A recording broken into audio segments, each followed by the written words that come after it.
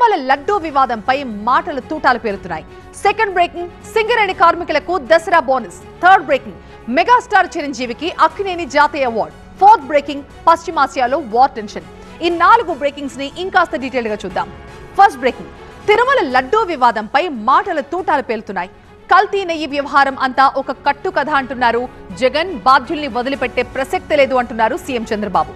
ఇక సింగరేణి కార్మికులకి దసరా బోనస్ ఇస్తున్నారు. సింగరేణి లాభాల్లో కార్మికులకు వాటా ఇస్తున్నట్లుగా సీఎం రేవంత్ ప్రకటించారు. దసరాకి ముందుగానే బోనస్ ఇస్తున్నామని సీఎం చెప్తున్నారు.